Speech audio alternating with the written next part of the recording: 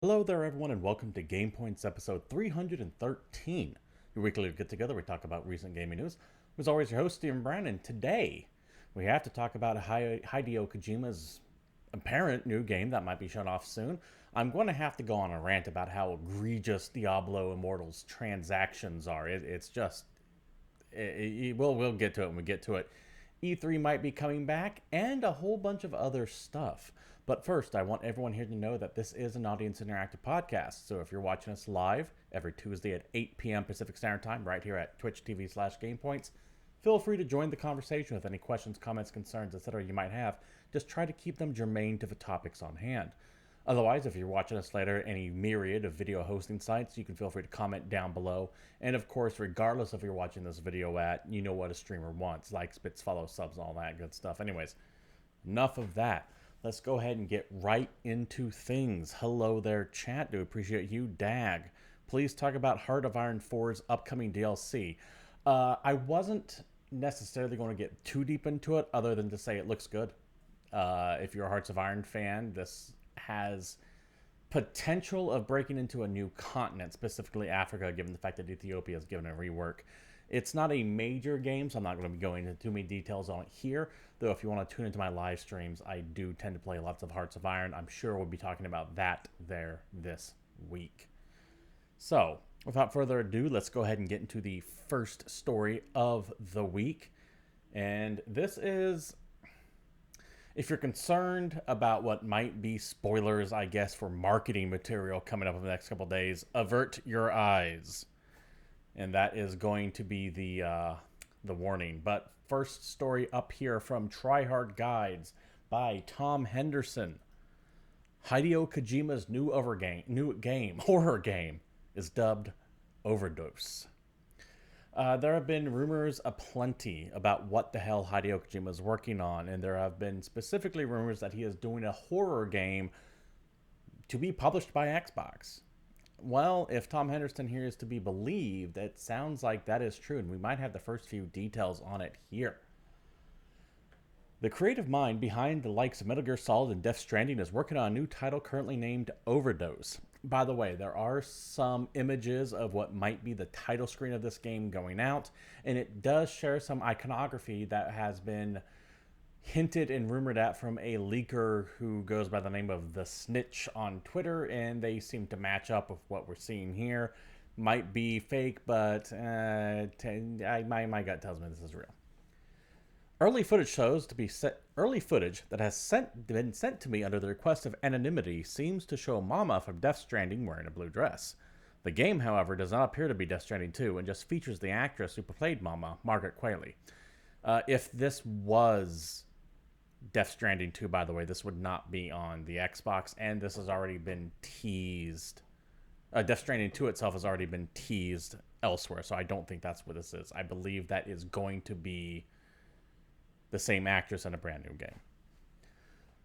The footage shows the character walking through dark corridors with a flashlight in third person, but suggested that the game can be played in first person too. A jump scare at the end shows the footage game over, followed by a Hideo Kojima game, then Overdose. It has been rumored by reputable insider Jeff Grubb that Kojima has been in talks with Xbox for the company to publish their next game. Although I wasn't able to verify this deal has been finished, I, by the way, being the writer of the article, Tom Henderson.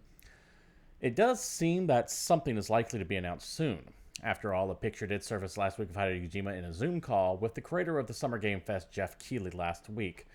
Also why I think this might be popping up any day now, because Kojima and Keighley have a special relationship. They are great admirers of each other. Back to the article. Whatever the game turns out to be, it does appear to be the horror game that has previously been rumored. So fingers crossed we get a glimpse of the game either this week at Summer Games Fest or the Xbox and Bethesda Showcase. Now, adding credibility to the story is the fact that Tom Henderson was, at least he claims, sent a request from Kojima Productions to take the story down. He did deny that request. He chose not to fulfill that. Typically, a company would not involve themselves in a rumor unless that rumor happened to be true, and they're like, hey, come on, do us a solid here. And Henderson denied that request, as is his prerogative to do so. I neither condemn nor condone that action. He has the right to say, no, I'm not going to follow through with that. This is assuredly happening. Either it's going to happen on Thursday during the Summer Game Fest kickoff, which is early in the morning, at least my time, or during the Xbox Bethesda conference. If it happens during the Summer Game kickoff, this is probably going to be a multi-platform title. If it happens during the Xbox Bethesda conference, this might be Xbox only, and follow up with those rumors that Kojima was working with Microsoft on some kind of deal. No idea what it is going to be. I'm sure that people are already going to be making comparisons between this and PT. You know, that little playable teaser trailer that eventually turned out to be a stealth announcement for Silent Hills way back when, before Konami gave it the axe, or the baseball bat across the head, if you want to keep it the Walking Dead Norman Reedus theme. But either way, I am sure that people are going to be excited for this. As for myself, I don't know. I like Hideo Kojima. I don't give him shit unnecessarily, but he can go up his own ass. And I don't know if that's going to work for a horror game. Horror is, in my opinion, all about timing and pacing and tone and setting. And if there's one thing Hideo Kojima is not, is timely with his dialogue. He does not set pace well. He tends to meander, much like this example. He tends to go off on wild tangents sometimes and has a hard time getting to the fucking point. So while I like Kojima, I don't know if he has the horror chops to do this properly.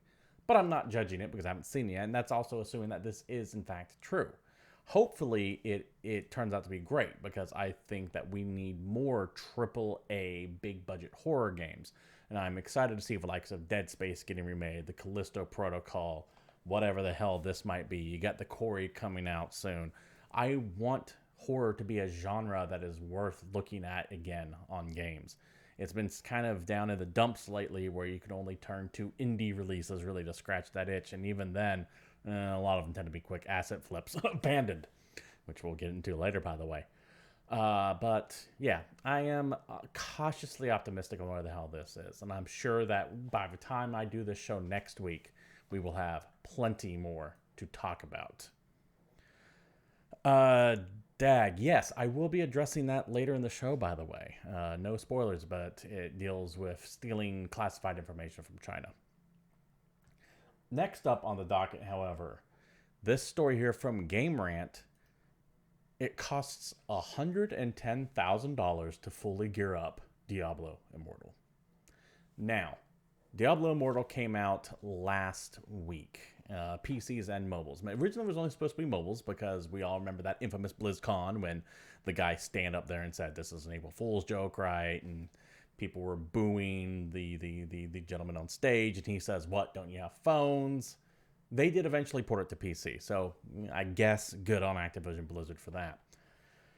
I played a few dozen hours of Diablo Immortal, and it starts off surprisingly good. It is a competent mobile game, Diablo mobile game at that, at first.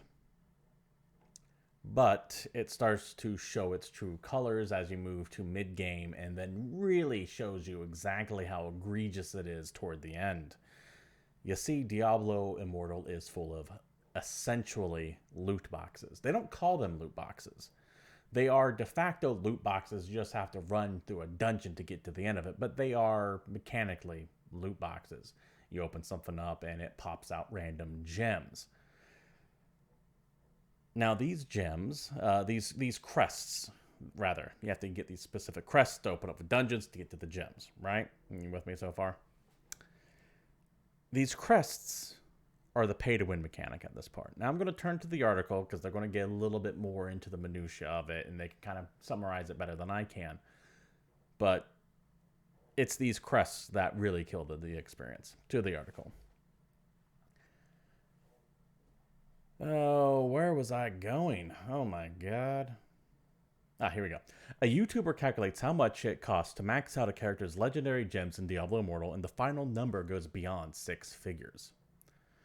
The crux of the issue, as per Bello News' recent video, Bello News is the YouTube channel that originally calculated all this up. To be fair, I don't know what their methodology is. I don't know if they took an average or what their average was and multiplied by certain amounts. Either way, there are only so many ways you can slice it to get to this number, and they're all bad. The crux of the issue, per Bello News' recent video, is that Diablo Immortal allows players to buy the so-called legendary gems. These are one of the 3 progression pillars alongside regular gear and XP level, and they dictate one's endgame tier progression beyond what is possible by simply reaching Diablo Immortal's level cap. For those of you who have played Diablo 3, you know this. You hit max level, and then you start earning essentially prestige points to increase by a little bit of percentage on certain stats. At that point, the game shifts from a level grind to a loot grind. You get your armor set, and then once you get your armor set, you start grinding out runes. These gems are kind of like the runes in Diablo 3. They increase your current stat bonuses up significantly. I'm dumbing down the mechanics, but that should give you an idea of what we're dealing with here. As of right now, free-to-play players cannot earn top-rated legendary gems, which are only available via some of the game's monetization options, and fully maxing out a character effectively costs $110,000 in the game's current economy. Ugh, god damn, that is so high. Matt and Michael of Diablo News also make an argument that Diablo Immortal's legendary gems are a deliberately convoluted system, explaining that it would take roughly 10 years of playtime. Note, not you playing off and on for 10 years. 10 years of playtime for a free-to-play player to fully kit out a character in the game's current iteration.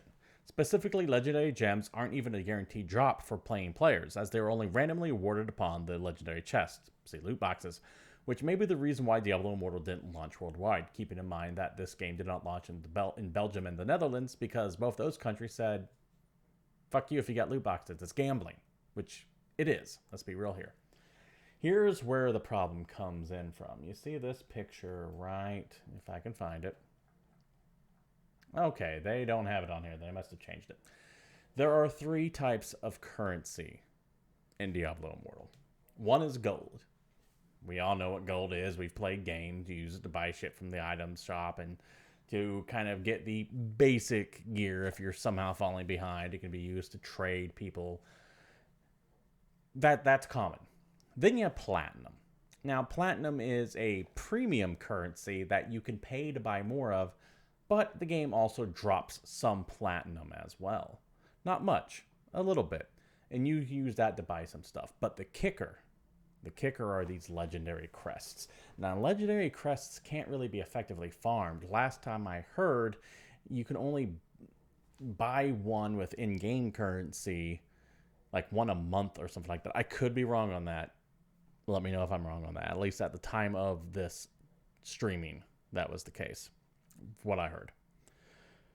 Those legendary crests are then used to open up the dungeon to get to the chest at the end that drops loot. Now, if you have a basic crest, a basic bitch crest, you get in there, you pop off the boss, and it drops the chest, and it only has a 0.05% chance of dropping a 5-star item. And that's if you spend money to get the appropriate legendary crest to get to the end. Most of the free-to-play legendary crests, you only get up to a 2-star item. Once again, this is based on my tertiary knowledge of the game. I played it for a couple hours, got to the end game, and immediately went, fuck this, I'm out.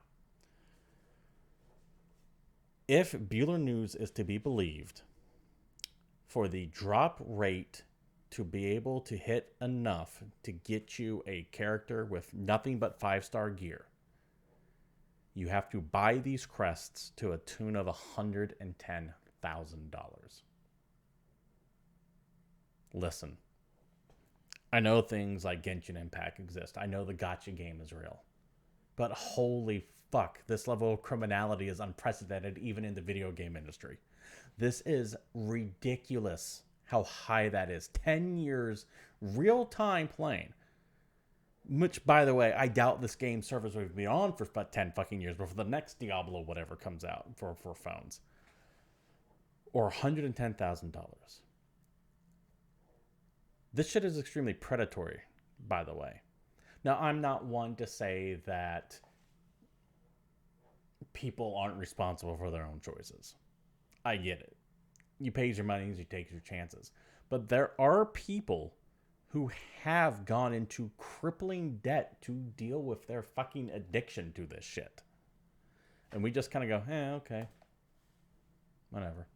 And admittedly, I kind of fall into that category. I think people are responsible for their own well-being. But that doesn't necessarily mean that we can't look at a company like Activision Blizzard here and go, you're fucking ripping people off and you're exploiting them. Both of these things can be true. You can say, yeah, they should be responsible for their habits, while simultaneously looking at a company going, this is fucked, Joe.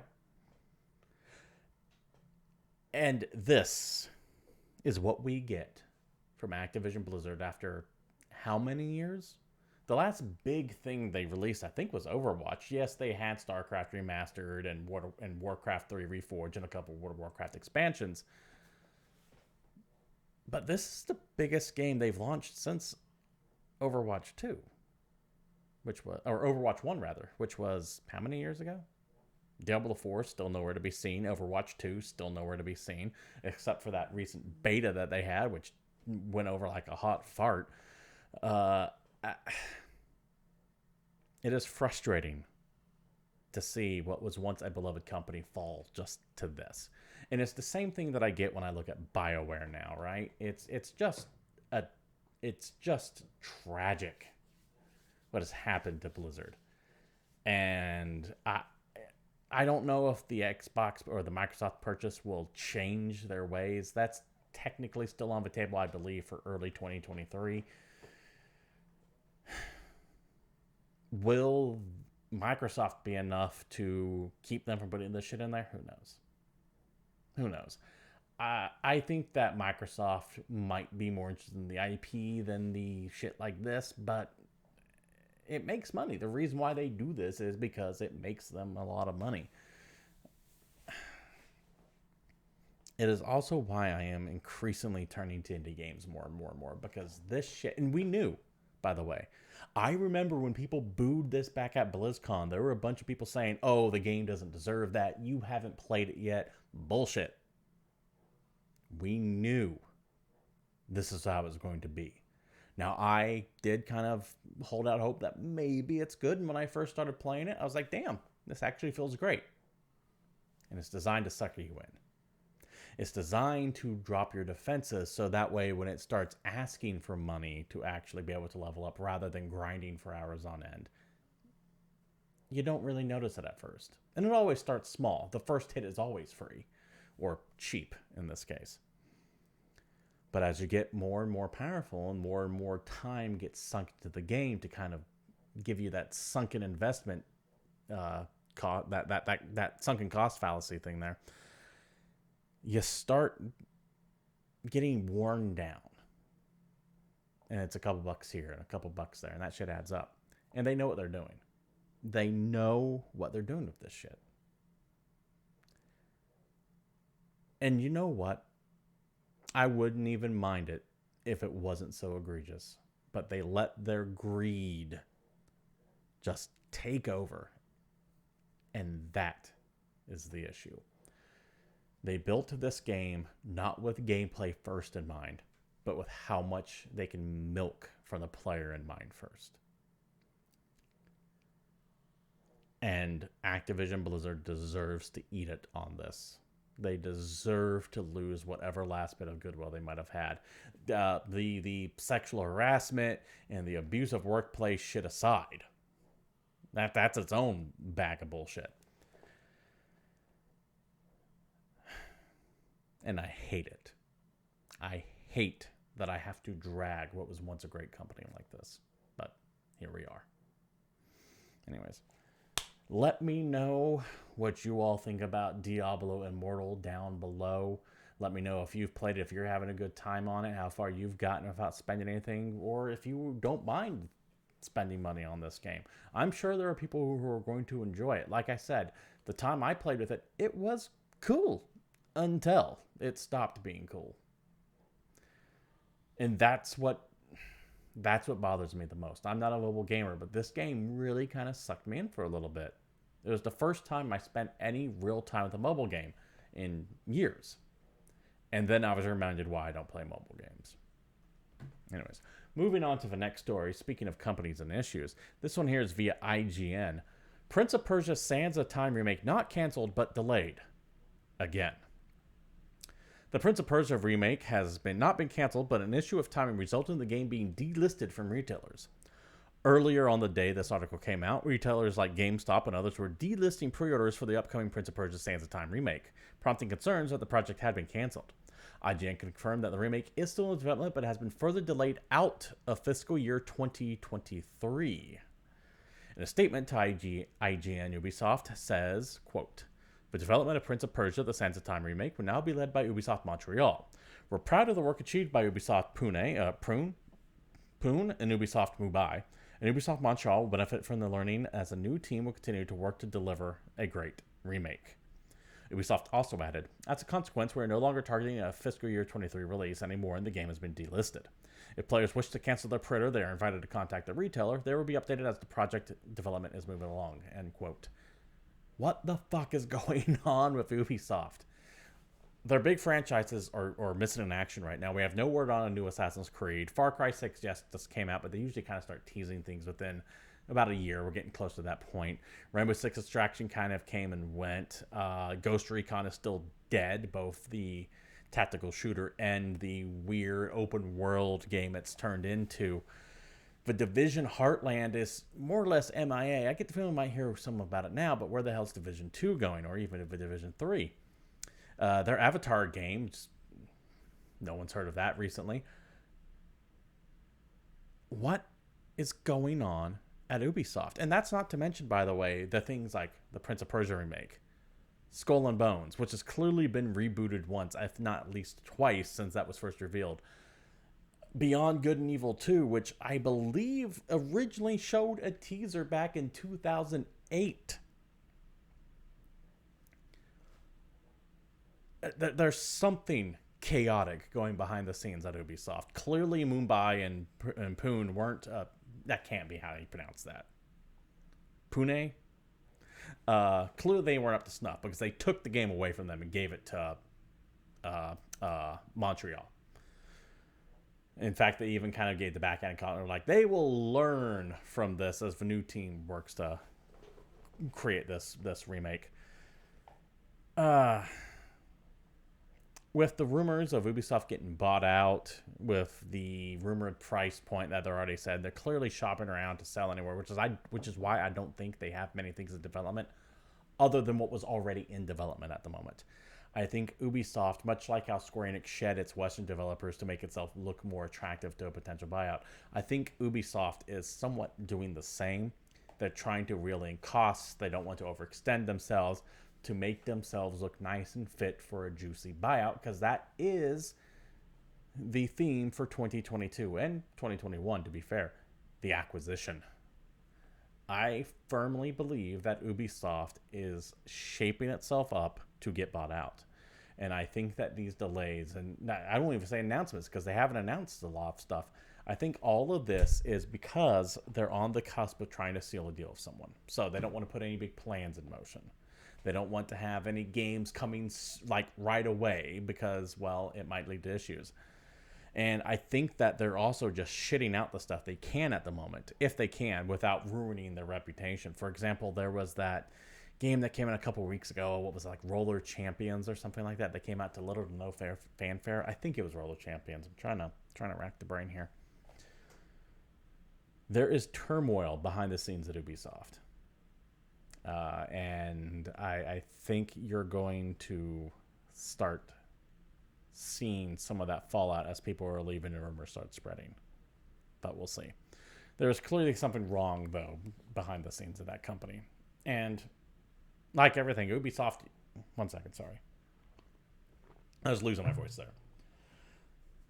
Anyways, no need for me to babble on about this. Let's move on to this lovely nugget of a story from GameSpot. Blue Box dev behind PlayStation 5's abandoned Misled fans, solicited businesses deals in toxic hot chat room. I can read. I assure you I can read. This article is massive, by the way, and I'm not going to read it in its entirety, I do recommend all of you go take a look at it, though, if you had the slightest inkling of what the hell is going on with Abandoned. It certainly sounds like, according to this article here, that it is a scam of one of the highest calibers, and that will probably be the last we talk about Abandoned on this channel here. Because after going through all of this, it is, in my opinion, clear that Karaman is allegedly a scam artist. I use these words because, well, when we've seen what happens when an indie dev gets ridiculed and they start suing everyone, say digital homicide. But I'm actually shocked Sony hasn't gotten to this. Let me read you some highlights from the article itself. It is verbose, by the way. I'm not going to go through all of this because I can be here for an hour. I'll just read you a couple of the highlights because I think it's important to hammer home some of the shit that's been going behind here. Sources told GameSpot. By the way, sources means some rando. Now they usually tend to verify and go from there, but always keep a grain of salt. Always take this with a grain of salt, rather, when you hear things like sources.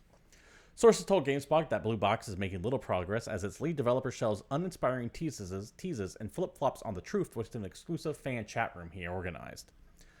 The lead developer on the project, Hassan Karaman, has said Abandoned is exactly what he always said it was, an indie survival horror about a lone survivor stuck in the woods of the cult. However, in the past years, onlookers have also seen it become a game about a rampant superintelligent AI. More recently, it was a game about vampires. As it stands, there's no meaningful evidence that Abandoned exists in any real way, though there is a long trail of dubious business deals, uninspiring leaks, and a chat room full of fans, including at least one child, where the game's lead developer has misled a captive audience for months. Despite being planned to release on PS5 in the fall of 2001, several people close to Karaman tell GameSpot that there is no game, at least not one that is actively being worked on. The reason for that isn't as fun as it being part of some long-con Kojima ARG like fans once suspected. As an aside, by the way, I no longer believe. For a month or so, I was thinking maybe this was some Kojima shit. No longer. This just sounds like a man who got in over his head and has no idea what the hell he's doing. I'm shocked Sony let it get this far.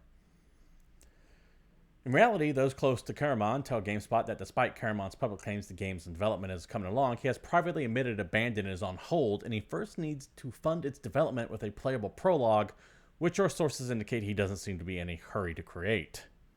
Over time, he said to bend the direction of the game and the concept to retrofit what fans were saying. When they thought it was Silent Hill, he released a brief teaser of the game's Strange and which featured a standalone app on PlayStation 5 that included music very much like that of Silent Hill's longtime composer Akira Yamaoka. When fans thought he was teasing a Metal Gear Solid project, he reworked a horror story centered around a cult instead to a focus on a fourth wall breaking AI program and secret government cover-ups. This goes to what I have been bitching about a couple months ago when Abandoned was still kind of hot in the news, is that if this is fake and it looks like it's now not connected to Kojima at all, then this motherfucker is deliberately leaning into fan theories to garner more press, to garner more eyeballs on it. And it sounds like he was deliberately misleading people, or at the very least trying to change things to get with whatever the zeitgeist of the game was at the moment, to essentially sucker people in thinking it was Kojima. He was playing into the rumors, as it were, deliberately. That's fucked up. There are many things still mysterious about Blue Box, such as who else is on the team. Karaman said he had roughly 50 people, including outsourcing studios and working on Abandoned. But the Dutch Chamber of Commerce confirmed with GameSpot that Blue Box was founded in 2015 with 10 employees. Now, it is up to Karaman to update that number, but according to the government source, as of 7 years ago, only 10 people worked there. Now, hey, he could have ramped things up and didn't check in at the Chamber of Commerce. Shit happens. But how many grains of sand make a heap? After a while, you just have to call bullshit when you see it. Here are the following issues that have happened with that Discord group, by the way this goes into. Those with knowledge of the group have described Karaman as duplicitous and prone to mood swings, often getting into heated arguments when members of the group would ask for progress updates or question his honesty. Often, when members leak things he shared, Karaman would publicly deny that these materials are part of his project, while he privately sought to identify the leakers. In other words, he was lying to the public. He would come and go, no, that's not part of the leak, and then he'd go, you son of a bitches, which one of you did it? That's a problem when you're lying to the public. At the best, say no comment. Karaman would speak of potential business partners as scammers, including Nere Studio, an established team he once planned to commission artwork for the game. According to sources, Karaman used similar sentiments to describe various producers, including Summer Game Fest Jeff Keighley and the team behind Game Radar's featured game show. So he's calling these people scammers. Projection, maybe? I don't know. He asked a member of the group to act as a shipping partner by storing some of the game's eventual physical copies in the U.S. to prevent Karaman from needing to find a storage facility by traveling from the Netherlands to the U.S. himself. He offered to pay both fans $1,500 for this. He said he would cover expenses with some money left over as profit. He then set him up a Blue Box Game Studios email address so they could correspond with Sony. He admitted the fine details, including payment, were still to be determined. A few days later, after sending the fan a form Sony Interactive to fill out, which included his own home address, Karaman rescinded the deal. He's literally just asking fans to help with... what? Who... what business does this? Some have spoken to GameSpot said they've been afraid to speak out in the game's lack of progress or Karaman's erratic behavior due to the aforementioned NDA, which he had some members fill out and sign when they joined the Discord group. The document asked for their private addresses among some other information. However, a copy of that NDA acquired by GameStop features a lack of legal language suggesting it was drawn up hastily and may be non-binding. It also includes some grammatical errors similar to those Karaman makes in his writing.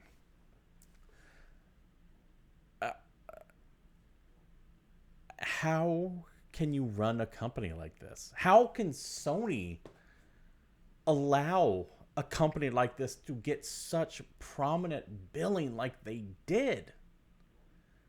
That's something that I want to focus more on. Clearly, I think that I believe that Karaman is a crook, or at the very best, incompetent. How does Sony drop the ball on this? Sony let it get this bad. Sony should have stepped in months ago and put a stop to this shit, and they haven't. I think Sony's just going to kind of quietly let it disappear and never talk about it again. That's what I think Sony's going to do. Sources say Karaman eventually admitted to the PlayStation Group that Abandoned is not in development, but to this day maintains that a playable prologue is. As previously mentioned, the sales of that prologue are intended to fund the full game and attract investors. Did Sony not...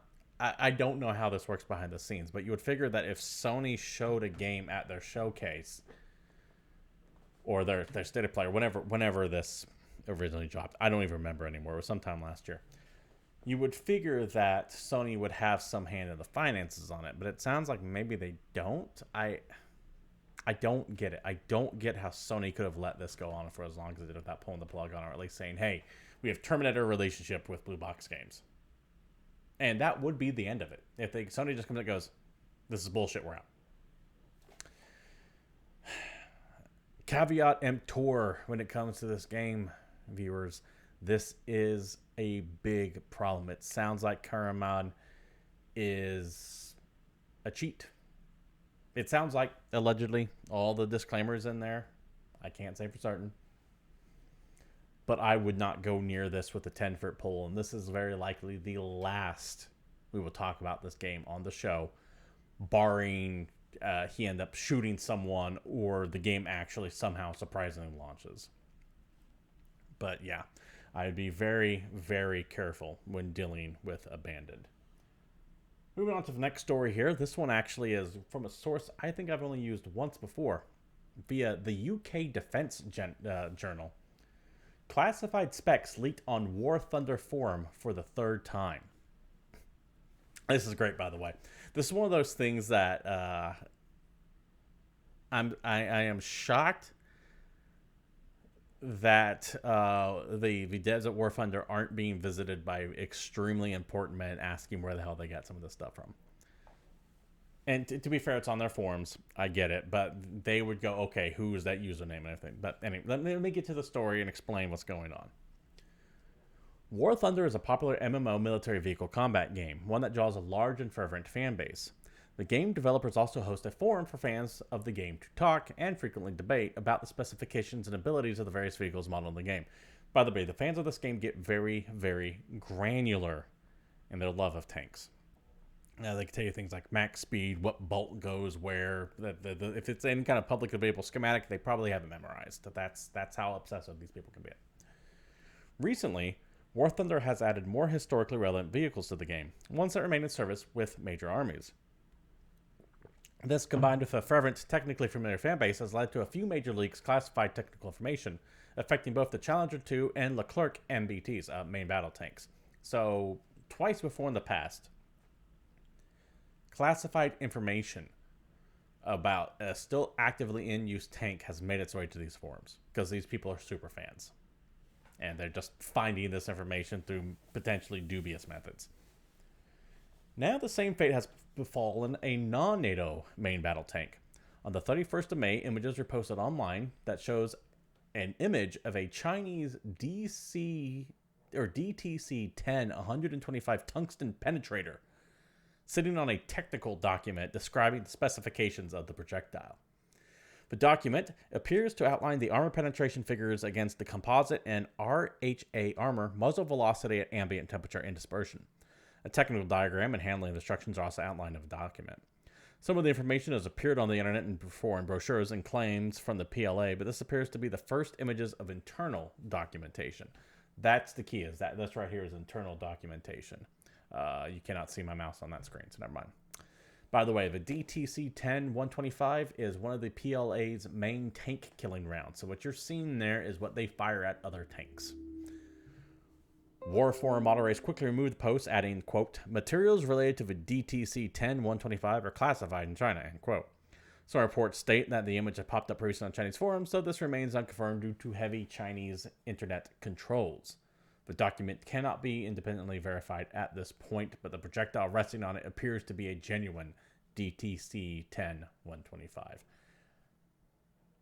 This is that weaponized autism that we hear so much about. People of War Thunder are so obsessed with tank stats that they actually are able to get classified information about the tanks they love and just casually post it up on internet forums. I got nothing else to add other than you're playing with fire if you're doing that. I'd imagine that the CCP is none too happy that the shit about their tanks is getting leaked online for a video game. Two more stories to go through before we wrap things up. One of them's real quick. Dragon Age announced a new title and name. Dragon Age Dreadwolf was going to be called. Here's the logo for it. I don't care. I like Dragon Age. I like Mass Effect. I like both these games quite a bit. I don't trust BioWare. Not only do I not trust BioWare, but this shit's been in development for years. I want BioWare to shut the fuck up. Say nothing. I don't want to hear a goddamn thing from you at all, BioWare. Except maybe one message saying, hey, we're going to go dark and we ain't going to show anything until we actually have something to show. You have been teasing this fucking game for years at this point, and the only thing that we get is a couple pictures of concept art, a couple lines from Solus's voice actor, and this. I'm over it. Go away. Show me nothing about the next Mass Effect. Show me nothing about the next Dragon Age until you actually have some gameplay to show and a date that's less than 2 months out. Otherwise, just shut up. I don't trust you anymore. This does nothing for me anymore. So just go away. Just bye. Bye-bye. All right. One more story right here for those of you who really missed E3.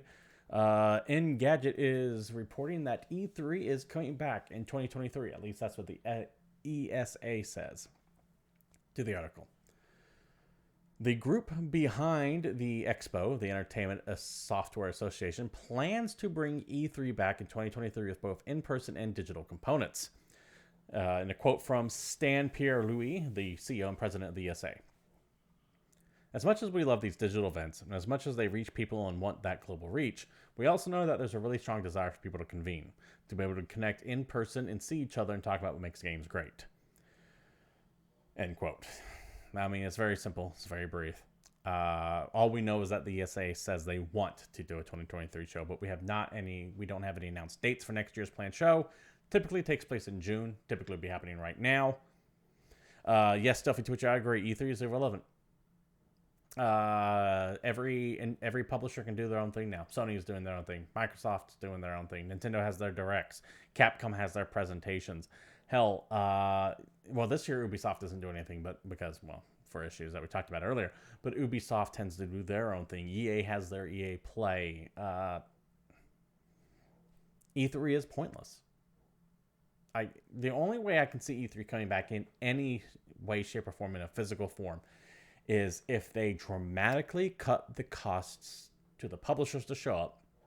Because one of the main reasons why, and it wasn't, but it is a fallacy to think that COVID killed E3. E3 was dead before COVID. People were already pulling out because it was such an egregious cost. Egregious is the word of the day. It was such a high cost to be a part of that show that developers eventually went, why are we spending hundreds of thousands of dollars when we could just make a 30-minute video and put it up on YouTube with the same effect? There is a part of me that will always miss E3 because I like having all the game announcements like within one solid week when you get this massive dump of information. But it's the same nostalgia I have for Blockbuster or Game Crazy or Hollywood Video. You think that they were cool because you were a child and you have good memories associated with going to the movie store to rent a movie or a game or whatever. But the reality of the situation is those places went out of business because a far more effective means of getting that to your home came into play via the internet mainly. That's what happened here. There's no point in going back except for the weird retro freak factor of it. And I don't think the ESA can pull off any kind of show of any significant meaning as long as the big publisher's like, nah, we're good. We'll do our own thing. Furthermore, the ESA still has a whole litany of issues to make up for, not the least of which is the fact that they doxed essentially the entire attendance list of the press that were showing up a few years back when they just had home addresses for everyone on there. And a myriad of other problems. I don't have the list in front of me anymore, but the ESA is not a good institution, and they can go away. It goes away as well. Sorry, my throat is running dry. I've been speaking for about 50 minutes now. In its place, however, are a myriad of smaller... there we go. A myriad of smaller events that have been happening all lined up for this week. A lot of them kind of organized around Keeley's own Summer Game Fest. We have a bunch of them dropping this week. I'm going to read you a few of them, but there are significantly more than this happening this week on the upcoming event section. First up, we have Call of Duty Modern Warfare 2's reveal happening June 8th at 10 a.m. That's tomorrow, and all these times are going to be Pacific Standard Time. You have the Upload VR Showcase June 9th at 8 a.m. Summer Game Fest Kickoff, this is Keeley himself hosting some stuff, at 11 a.m. The Devolver Digital Direct Marketing Countdown for Marketing. It's going to be on June 9th at 3 p.m. I will very likely stream this, by the way, because that coincides when I'm going to be streaming whatever game I'm playing that day. Guerrilla Collective 3 is going to be June 11th at 8 a.m. Wholesome Games Direct, same date at 9:30 a.m. By the way, the Wholesome Games Direct is actually worth taking a look at. There's a bunch of cute little adorable indie games that you might have missed if you're typically in the blood and guts thing. And there's some actually good gems in there for everyone. So I'd recommend take a look at it. Xbox and Bethesda Games Showcase is going to be on June 12th. That's probably the biggest one of them all. That will be at 10 a.m. Don't expect any big reveals from it, but you might actually get some gameplay of maybe Starfield finally. Maybe some Redfall, maybe some other things coming up. They might even have be able to pull back the curtain on what the hell Avowed is. There's a lot of good stuff that can come from this one. This is probably the one I'm most excited for. Capcom Showcase will be June 13th at 3 p.m. I think Capcom has already said don't expect any reveals here, just extended looks at gameplay for their already previously announced games, including Resident Evil. I believe that is what they said. And then the Xbox Games Showcase extended on June 14th at 10 a.m. And that's kind of interesting that there's an extended game showcase. And I think if it's what I think it's going to be, I approve of this idea. You have your tight 1 hour 30-minute to 1 hour showcase where it's just like announcement, trailer. No more than 3 minutes on any one thing. If you want a deeper dive into, say, your 10-minute gameplay presentation or your 15-minute talk about the reasoning why you're making such choices, or if you want to show off, say, this rumored Xbox Samsung Plus thing that's behind the scenes apparently, the Showcase Extended is for that. So you have your nice tight one for the quick sizzle reel of games, and then you can watch the more expanded one later if you want. That way you're not sitting for 3 hours as Pele talks about soccer for 30 minutes, or watching people play Wii Music horrendously, or spend 2.5 hours like Sony did that one E3 and talking about 4 games. I think that was the last E3 they ever did, by the way. So I like this idea. We do have a few games coming out this week as well. First up, Pro Cycling Manager 2022 is on the PC. Recruit, budget, strategy, you make the decisions. Explore a new system for detecting young potential, new options, and customizing your experience. A peloton that is more aggressive, and much more. Peloton's in the description, so I can only imagine they're a sponsor somehow. Also this week, Tour de France 2022. Important to note that both these games are made by the same publisher and developer, I think. This comes out on the PlayStation 5, Xboxes, Xbox One, PC. Fight for the yellow jersey in the official game for the Tour de France 2022. Experience new online mode of weekly challenges and leaderboards. In solo mode, you can now deal with incidents such as injury and illness during the 92 stages available. So, big fan if you're big week if you're a fan of cycling. Also out this week, I'm looking forward to this one, The Quarry on PlayStations, Xboxes, and PC. This is the horror game from Supermassive that is kind of the spiritual successor to Until Dawn, much like with the Dark Pictures games, but seemingly with an actual budget.